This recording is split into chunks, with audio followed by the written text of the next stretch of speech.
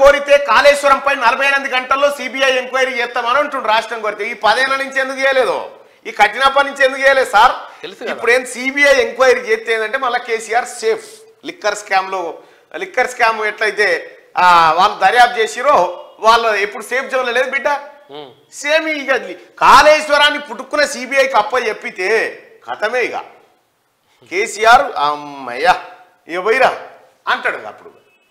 ఇప్పుడు రాష్ట్రంలో ఉన్నటువంటి జ్యుడిషియల్ ఎంక్వైరీ చేస్తే బయటపడుతుందని సిబిఐ ఎంక్వైరీ కావాలని అంటుండే. రాష్ట్రం కోరితే కాళేశ్వరంపై 48 గంటల్లో సిబిఐ ఎంక్వైరీ చేపిస్తామో అంటుండు. 10 ఏళ్ల నుంచి 10 ఏళ్ల నుంచి చేయలే. రాష్ట్రం కోరితేనట. రాష్ట్రం కోరితే ఇదివరకు మీ చేతిలో అవకాశాలు లేకుండా ఎంతమంది అప్లై చేసిరు, ఎంతమంది సిబిఐ ఎంక్వైరీ కావాలన్నారు, ఎంతమంది పబ్లిక్ ఇంట్రెస్ట్ లిటిగేషన్ వేసిరు, ఎన్ని కాయిదాలు మీ ఆఫీసుల దాకా వచ్చినాయి దీని మీద ఎంక్వైరీ చేయమని ఆ రోజు చేయలే మీరు.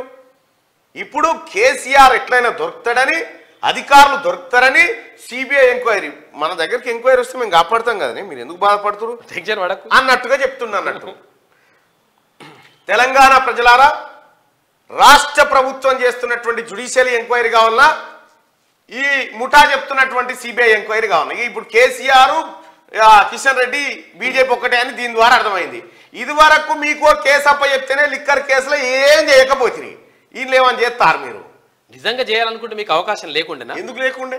గతంలో కాంగ్రెస్ సర్కార్ ఎందుకు కోరడం లేదని కిషన్ రెడ్డి అంటుండు. ఎందుకు కోరుతారు? మిమ్మల్ని దొంగ చేతికి తాళం చేయించి పోయిరాపో అని ఏమేమి మిగిలిన చూసిరాపో అంటే ఆయనతో దొంగ ఇంకోటి నడుముకు చెప్పుకొని పోతాడు. న్యాయ విచారణ పేరిట కేసీఆర్ కు మేలు చేయాలనుకుంటున్నారట. అబ్బా సూటు కాలే కిషన్ రెడ్డి సాబ్. మాజీ సీఎం ప్రస్తుత సీఎం మధ్య లోపాయికారి ఒప్పందం ఉంది. కాంగ్రెస్ ది తుమ్మితే పడిపోయే ప్రభుత్వం అని విమర్శ. తుమ్మితే పడిపోయే ప్రభుత్వం అట కాంగ్రెస్ పార్టీది. మరి తుమ్మితే పడిపోయే ప్రభుత్వాన్ని మీరు ఎందుకు ఓడగొట్టలేకపోయిరా? ఏమన్నా అసలు నీ పార్లమెంట్ సెగ్మెంట్ ఒక్క సీట్ ఎందుకు గెలవలే బీజేపీ? ఇప్పుడు రాబోయే పార్లమెంట్ ఎన్నికల్లో కిషన్ రెడ్డి మళ్ళా నిలబడతాడు, కేసీఆర్ మళ్ళా ఈ మద్దతు అంతా జరుగుతుంది. మీరు చూడండి, గతంలో మీ సిట్టింగ్ స్థానం కూడా గెలవలే కదా, అంబర్పేట కూడా గెలవలే కదా.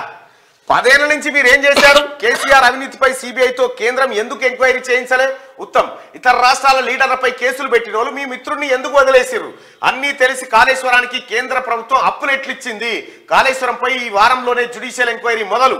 ఎవరు తప్పు చేసినా వదిలిపెట్టేది లేదని ఉత్తమ్ కుమార్ రెడ్డి మంత్రి హెచ్చరిక. ఇక చూసిరుగా, సిబిఐ ఎంక్వైరీ కోరితే మేము చేస్తాం అంటుండు. మిమ్మల్ని నమ్మేది ఉన్నది. గతంలో ప్రధానమంత్రి చెప్పిండు, తర్వాత హోమ్ మినిస్టర్ చెప్పిండు, తర్వాత పార్టీ అధ్యక్షుడు కేసీఆర్ పరివారం కో చూడుంగా అన్నాడు. పైలతో పక్క బాద్ మే దేఖేంగే చూడంగా నై చూడంగా పట్టుకుంటే కదా వదిలిపెట్టేది.